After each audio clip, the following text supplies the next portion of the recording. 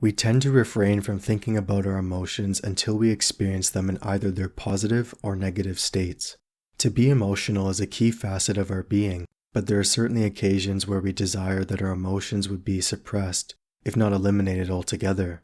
Markedly negative feelings, like intense anger and despair, are the most evident examples where suppressing or eliminating these emotional states is perceived to be a great benefit. Hence, the conclusion naturally arises that we should strive to become emotionless because then we wouldn't experience great despair, guilt, or make rash decisions due to uncontrollable anger. However, despite the ostensible benefits of becoming emotionless, there are also significant drawbacks. Like many things, context matters, and the same is true for our emotions. Today's discussion examines the implications of striving to become emotionless and why this philosophy is fundamentally flawed. I will outline when our emotions are injurious towards us and why efforts should be made to manage them. But the key assertion I'm making is that despite the detrimental aspects of emotions, we must refuse to shun them outright. Ultimately, our emotional capacity serves a profoundly constructive function, which is to compel us towards our visions, goals, and to protect what we classify as important in our individual searches for meaning. To begin, I acknowledge that our emotions can be a significant setback and hindrance to our progress. They can also be immensely disastrous depending on the context. When we experience emotions, they can be minor and inconspicuous, but on other occasions, they have a proclivity to be rather palpable. Anger and sorrow are evident examples because they're the most relatable. At some point, we have all experienced something which invoked great anger within us. Significant anger to the point where we lost control of ourselves and ostensibly transformed into a completely different person. Anger causes us to lash out at ourselves and others. We make comments we shouldn't say, and we perform actions that we wouldn't otherwise permit had we remained composed. The same can be said about sadness, grief, sorrow, and depression. When we're sorrowful, it seems that all we see through our lenses is gray. The world is gray, less happy, more distressing, and hope is difficult to maintain. We're alive, but we aren't truly living. Activities that typically grant us pleasure and satisfaction lose their luster. We're more withdrawn, and we fail to see the principle behind the promise. We lose sight of who we are and what we wish to achieve. Even under normal circumstances, where you haven't lost your composure and your state of mind is even-keeled, our emotions can be a detriment. Laziness, or remaining in the comfort zone and pursuing instant gratification, evidently comes to mind. You, like many others, can certainly recall moments where you were lazy and should have done something productive, like study or work out, etc. However, your laziness and fatigue got the best of you. Due to this fact, you experience guilt for not being better and making wiser decisions. Or perhaps, you pursued instant gratification instead of delaying it. Sometimes nothing bad came of it, but on other occasions it led to disastrous results. Understandably, we've all engaged in these actions at some point. We're inevitably human, and because of our awareness of the world and its harsh circumstances, we desire to forget about its brutality. Nevertheless, attempting to forget about the pain of existence quite often, paradoxically, reminds us of this pain even further. On a personal level, I've also experienced the negative dimensions of emotion. In terms of anger, I don't experience it frequently, but when I do, it's rather conspicuous.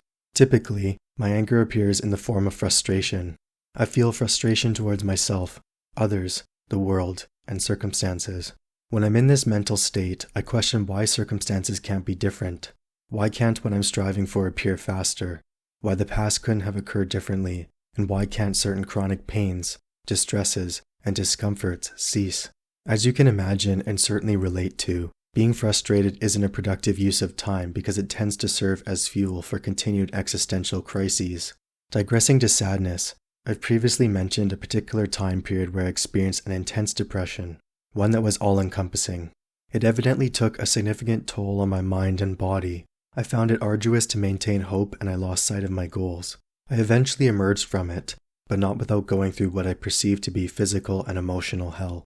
Experiencing sadness to a degree where you don't want to climb out of bed, where you'd rather sleep the day away, and where you lose interest in everything and everyone, or worse, is evidently not a state of mind anyone would actively desire to possess. While depressed, you aren't yourself because you lack confidence in your vision and abilities. Additionally, you make decisions that hurt your progress and can set you back for an indefinite period of time. Acknowledging these facts, it's no wonder that the philosophy of shunning all emotion arises because it's perceived, at face value anyway, to be the answer to the issues and hardships that emotions cause. If only I weren't so emotional, if only I felt no anxiety, or worry, or anger, or sadness, or guilt, or be so stressed out all the time, then perhaps I would be better off, you might say, and on the surface this might be valid. However, this desire becomes fatally flawed when it's scrutinized more closely. As asserted in my introduction, emotions possess a detrimental component, but they also possess a constructive component that supersedes the negative in importance. Emotions help us gauge what's important in our search for meaning. Love, an emotion that we inherently understand even if we haven't fully experienced it, evidently serves to guide a plethora of actions. For example, parents sacrifice many things for their children. They sacrifice sleep, comfort, time, effort, and money, not only to ensure that their children survive, but thrive. The desire for many parents is for their children to have a much better life than they had, a rather common but nevertheless noble goal. If love were taken out of the picture, the efforts of these parents wouldn't make sense. If we were emotionless and purely logical, we would question why these parents would expend so much effort, time, and money to manifest this goal, which is by no means guaranteed to succeed. In extreme cases, love is why parents would lay down their lives to ensure their children's survival. This reminds me of John chapter 15, verse 13, which remarks, quote, "Greater love has no one than this, to lay down one's life for one's friends." End quote. Indeed, and this action of sacrificing one's life for others is deemed to be the greatest act of love due to the overriding of a fundamental principle, that of self-preservation. This robust emotion, love, inspires these actions and leads to significant meaning, that of family being the most important value of them all, at least in this case. This is indeed a value, not the only value, mind you, but we can understand how emotions are necessary for its maintenance. The key idea, once again, is that emotions facilitate meaningful actions and they often directly lead to meaning in of itself. Our emotions inspire and compel us to be better, despite their negative components. For myself, although I wish to avoid the negative facets of emotion, I also realize that they serve the fundamental purpose of compelling me to act. I often remark to myself and others that anger is what drives me. It compels me to become a better person. When I fail to live up to the standards that I've set for myself, or when I feel like quitting, my anger directs me to keep going. Usually this occurs as an internal conversation, almost as if there's another person within my consciousness, another version of me which asks these questions and makes these comments. Quote, "Are you going to let that stop you? Are you going to give up now after you've barely put in any effort? Come on, get up. You're much stronger than that. You can do better. You can be much better. I know you can. You failed initially, but try again until you succeed. After all, there are still plenty of bastards you have to prove wrong, so go out and prove them wrong." End quote. It's these internal comments which serve as the manifestation of my anger and frustration that drive me forward. Now, anger isn't the only emotion that does this. Sadness, sorrow, grief, and despair also serve this function. Because I've experienced intense sadness, I desire to avoid these emotions from reoccurring as much as possible. What this leads to in practical terms is that I continue to strive for better days, where life's tragedies and hardships are minimized to the greatest extent possible. Indeed, why else would we strive to become so successful, other than to minimize life's tragedies, hardships, and pains? The desire to avoid sadness, which is fundamentally just as emotional as it is logical, loses its significance if the emotional component is extracted. Finally, stress also inspires action because we need to experience this sensation to act.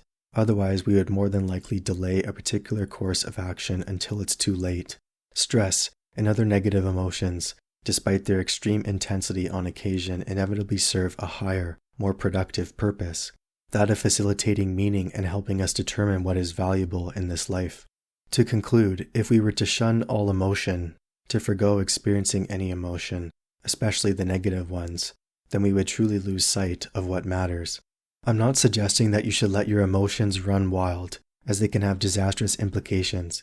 What I am asserting, though, is that while you should still experience your emotions, you must evidently manage them, rein them in, and keep them on a tight leash when necessary. Just like how I channel my anger and use it for productive purposes, So too must you when it comes not only to anger, but every other emotion. Context evidently matters, and even negative emotions are productive when they're utilized within the right context. Instead of forsaking your emotions, you should aspire to master them instead.